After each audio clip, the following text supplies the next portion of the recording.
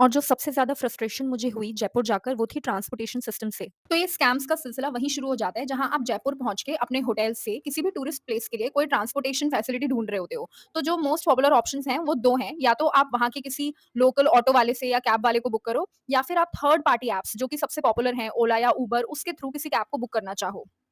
तो सबसे पहले बात करते हैं थर्ड पार्टी ऐप्स की रियलिटी की। मैंने उबर से अपने होटल से आमेर फोर्ट तक के लिए कैब बुक की और उसका चार्ज उबर में दिखा रहे थे ₹200, व्हिच वाज़ फाइन। वो बंदा जो ड्राइवर था वो मुझे उबर के थ्रू कॉल करके बोलता है कि मैडम आमेर फोर्ट तक के लिए तो मैं नहीं जाऊँगा, और अगर आपको चलना है तो मैं आपको अपना एक पूरा पैकेज ऑफर कर रहा हूँ जिसमें मैं आमेर फोर्ट, नाहरगढ़ फोर्ट और 1-2 टूरिस्ट प्लेसेस और आपको दिखाऊँगा, और उसके आप मुझे ₹2000 देना। अब मैं अपनी मॉम के साथ ट्रैवल कर रही थी और मैं कंफर्टेबल नहीं थी ऐसे किसी भी आदमी के साथ सारी टूरिस्ट प्लेसेस देखने के लिए, सो आई डायरेक्टली सेड नो। और वो फिर मुझे बोलता है कि अगर आपको नहीं है ये ऑफर लेना है तो फिर तो आप कैब कैंसल कर दीजिए, and he was forcing me to cancel the cab. और जब मैंने कैब कैंसल करने से मना कर दिया तो उसने मेरी कंप्लेन उस एप्लीकेशन पर डाली कि मैंने उसे फ़ोर्स किया है कैब कैंसल करने के लिए, और वो कैंसलेशन चार्जेस इवेंचुअली मुझ पर पड़े। आई वाज़ वेरी डिसअपॉइंटेड जो वहाँ पर हुआ।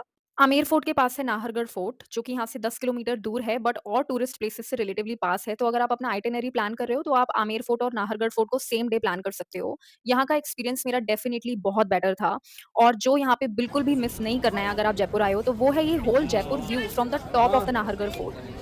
नाहरगढ़ की एक बहुत ही इंटरेस्टिंग कहानी है कि यहाँ पर एक राजपूत प्रिंस की आत्मा भटकती थी जिनका नाम था नाहर सिंह, और ऐसा माना जाता है कि वो इस लैंड को ओन करते थे और इस वजह से जो उनकी आत्मा थी वो कंस्ट्रक्शन डिफिकल्टीज क्रिएट करती थी। और फिर फाइनली जो यहाँ पे कंस्ट्रक्शन आगे बढ़ा रहे थे उन लोगों ने एक स्पेशली उनके लिए नाहरगढ़ फोर्ट के अंदर मंदिर बनवाया और उनसे प्रार्थना की कि वो और कोई डिफिकल्टी आगे क्रिएट ना करे। अब ये कहानी कितनी सच है ये आप आकर यहाँ पे खुद एक्सपीरियंस करना। उसके बाद मैं और मॉम चले गए थे जल महल देखने के लिए। तो दिस इज़ ट्रू कि सनसेट के टाइम पे जल महल बहुत सुंदर लगता है। आप इसे बहुत देर तक देख भी सकते हो, लेकिन सिर्फ़ देख ही सकते हो क्योंकि बहुत दिनों से लोग बोल रहे हैं कि एक पाथवे कंस्ट्रक्ट हो रहा है जिससे आप जल महल के अंदर एंट्री ले सकते हो, लेकिन वो अभी तक कंस्ट्रक्ट नहीं हुआ है, तो बस आप इसे दूर से देख सकते हो और शायद आप 15-20 मिनट में बोर हो जाओ। इसके बाद हम चले गए थे अपने होटल। हम 1 रात के लिए रुके थे रेडिसन होटल में।